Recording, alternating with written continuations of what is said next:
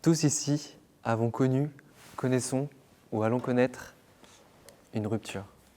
Que ce soit une rupture amoureuse, que ce soit un accident de la vie ou la perte d'un proche, tous, un jour ou l'autre, allons faire face à une situation que l'on pensait insurmontable. Mais alors la question qui se pose, c'est de quelle manière pouvons-nous surmonter quelque chose que l'on pensait impossible? Pour vous parler de rupture, je vais inévitablement vous parler de la mienne.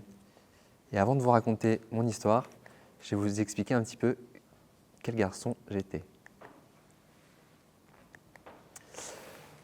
Donc j'étais un jeune garçon de 25 ans qui avait la vie devant lui et qui était en management du sport en master à Nice. Et j'ai tendance à dire que ma vie était partagée entre mon mode de vie, donc un mode de vie très sportif, les balades à moto, les courses à pied le long de la mer et les couchers de soleil. J'ai tendance à dire que j'avais une vie pleine de vitamine D. Seulement voilà, le 21 août 2017, alors que j'étais en vacances chez mon papa, je prends la décision d'aller rejoindre des amis sur la côte, du côté de Seignos, pour aller passer quelques jours de vacances. Ce jour-là, c'était un jour d'été comme beaucoup le connaissent. C'est un jour d'été où il fait chaud. Et je décide d'aller me baigner pour ce qui devait être la dernière fois de la journée. Je me lève de ma serviette, je commence à trottiner le long de l'océan. Et je plonge de ma simple hauteur. Seulement voilà, je plonge dans une eau qui est peu profonde. Malheureusement, le sable sous l'eau, c'est comme du béton. À ce moment-là, je me fracture la cervicale C5 et je manque de me noyer. J'étais en état de conscience totale et je manque de me noyer. C'était les secondes les plus longues de ma vie. Il se passe 45 secondes, 1 minute.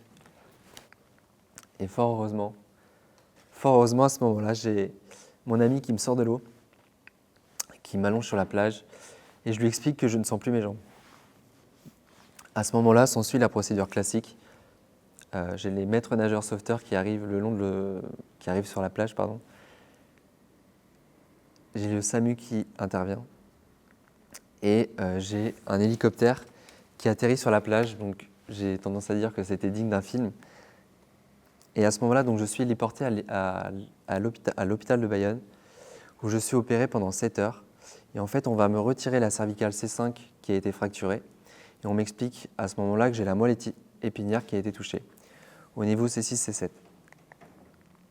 Donc je profite de ce moment-là, comme souvent quand j'ai l'occasion d'en parler, où effectivement, souvent on associe la tétraplégie au film Intouchable, où c'est une personne tétraplégique et une personne qui bouge que la tête.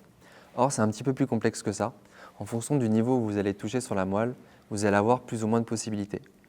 J'ai ce qu'on qualifierait une tétraplégie basse. J'ai été touché au niveau C6, C7. Et pour faire simple, sur le schéma qui est derrière moi, tout ce qui est en vert fonctionne, mis à part mes doigts, d'où ma tétraplégie, et ce qui est en jaune, en bleu et en rouge ne fonctionne pas, donc c'est paralysé.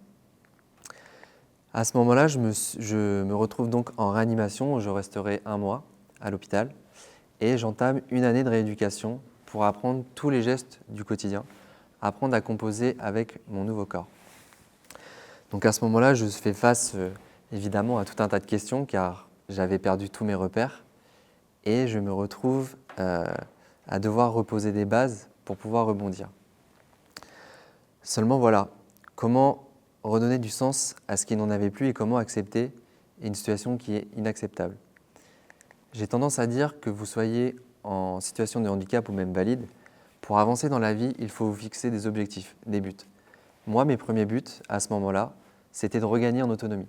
Donc réapprendre, comme je le disais, à recomposer avec les gestes du quotidien. Du lavage de dents, à aller me doucher, à m'habiller.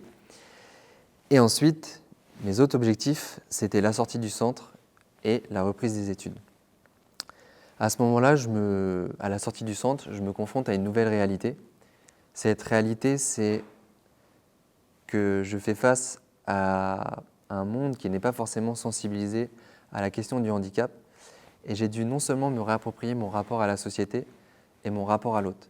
Car avant, évidemment, j'interagissais avec les gens du haut de mon 1,80 m, de mes 75 kg de muscles et de toute l'image que j'avais construite par rapport à ça.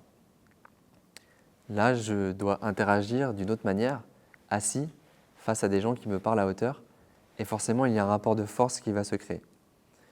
Même si ces moments paraissaient difficiles, au final, ce sont des moments qui m'ont forgé et qui m'ont permis de faire face à une réalité et donc inévitablement à regagner confiance en moi. Cette confiance en moi, je n'aurais pas pu certainement l'acquérir aussi vite si je n'avais pas pu bénéficier d'un outil que tout le monde utilise au quotidien, et ce sont les réseaux sociaux. Les réseaux sociaux, bien que l'on peut trouver des points négatifs, les réseaux sociaux ont été très importants pour moi. Les réseaux sociaux ont été une thérapie par l'écriture, car j'ai pu poser des mots sur ce qui m'est arrivé. Ça a été une thérapie par l'image, car à travers les photos, j'ai pu reprendre conscience de mon corps, peut-être magnifier ce nouveau moi que j'apprenais à découvrir. Mais au-delà de ça, j'ai eu la chance d'avoir eu énormément de soutien. J'ai rencontré tout un tas de personnes qui m'ont adressé des messages de bienveillance au quotidien. Et tous ces messages au quotidien ont permis de me donner de l'énergie, de me donner de la force et de galvaniser des choses en moi. Dans ce lot de personnes qui m'ont adressé des messages, j'ai aussi rencontré des personnes qui ont fait face à la même tragédie que moi, quelques années auparavant. Et de la même manière que ces gens ont apporté des éléments de réponse à des questions que j'ai pu me poser, j'ai pu à mon tour donner des réponses, peut-être à travers mon témoignage, à des personnes qui font face aux mêmes difficultés que moi aujourd'hui. Et c'est de là c'est ce qui nous amène au point suivant, une responsabilité. Pourquoi ? Parce que j'ai cette chance d'être entendu là où tant d'autres ne sont pas entendus. J'ai la chance d'avoir des milliers de personnes qui me suivent et peut-être adresser un message d'espoir, mais aussi un message qui permet, à travers mon témoignage, encore une fois, de sensibiliser sur la question du handicap, de conscientiser les personnes sur nos difficultés. Je vais vous donner 3 exemples qui sont pour moi importants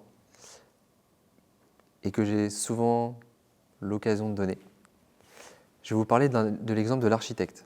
Admettons qu'une personne qui me suit, qui est architecte, au lieu d'appliquer et de conceptualiser ses plans selon les règles qui lui sont données, peut-être qu'en faisant intervenir une personne comme moi pour l'aider dans la rédaction de ses plans, peut-être que cette personne va prendre conscience de nos difficultés. Et un exemple que je peux donner, qui est le mien, que je vis au quotidien, j'ai emménagé dans un appartement il y a 6 mois. Effectivement, cet immeuble est aux normes handicapées, est aux normes PMR, mon appartement, l'immeuble.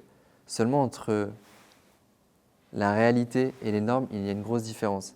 Car l'exemple qui est le mien, les portes sont beaucoup trop lourdes pour une personne en situation de handicap comme moi. Moi, j'arrive à m'en sortir, mais ce n'est peut-être pas le cas pour d'autres personnes. Le second exemple que je peux vous donner, c'est, admettons qu'une personne qui fait de la location de vélo, peut-être que dans son parc de location, elle pourra mettre à disposition un handbike, qui est un vélo spécifique pour les personnes en situation de handicap. Et de cette manière, en mettant à disposition ce type de vélo, cela me permettra d'accéder à un loisir qui ne m'est pas accessible en règle générale. Enfin, le dernier exemple que je peux vous donner, c'est l'exemple du boulanger, qui peut évidemment s'appliquer à d'autres commerces. Peut-être qu'au lieu de faire des travaux très onéreux, un commerçant peut mettre à disposition une rampe pliable, moyennant un coût de 500 € et peut-être mettre un pictogramme sur la vitrine de son commerce, de façon en fait à rendre accessible son commerce. Et de cette manière-là, tous ces exemples que je peux vous citer, si les personnes prennent conscience de nos difficultés, peut-être que ces personnes pourront être un relais important et des aides pour aider à ce que la société soit plus inclusive. Car un point que j'ai failli oublier et qui est très important, c'est que si vous rendez une société plus accessible pour moi, elle le sera inévitablement pour d'autres. Et je m'explique en ces points. Prenons l'exemple d'une maman ou d'un papa avec une poussette. Si on rend la société plus accessible pour moi, inévitablement, on va pouvoir rendre la société plus accessible pour des parents qui souhaitent accéder au même lieu que tout le monde. Et de la même manière que nous allons tous vieillir un jour et donc perdre en mobilité, si nous rendons la société accessible pour une personne en situation de handicap, nous allons aussi la rendre accessible pour tout un tas de personnes de la société. Un de mes mantras est « Les petits ruisseaux forment les grandes rivières ». J'aime cette phrase car pour moi, elle signifie que la somme de toutes les individualités mises en commun permet à la société de la rendre beaucoup plus inclusive. L'image que je vous ai choisie, elle n'a pas été choisie non plus au hasard, elle est pleine de symbolique. Nous voyons là des oyas, donc il y a une plante qui pousse sur les dunes, et le réseau en fait de racines que ça constitue permet au sable de ne pas s'envoler et donc de permettre aux dunes de s'ériger face à l'adversité. Ce nom, les oyas, c'est aussi le nom que j'ai donné à une marque que j'ai sortie la semaine dernière. Et c'est une marque engagée où j'ai envie, en fait, à tous les niveaux de celle-ci, de faire quelque chose, j'allais dire de faire un pas pour le handicap, mais ça serait pas très convenu me concernant. En tout cas, voilà, c'est vraiment une marque qui me permet d'aller de l'avant. Et tout à l'heure, je vous parlais d'objectifs et de donner du sens à sa vie. Et je redonnais du sens à la mienne en me sentant utile pour la société. Et je finirai avec une phrase que j'aime beaucoup et qui me tient à cœur, qui est de dire « On est riche de soi à partir du moment où on se sent utile pour les autres ».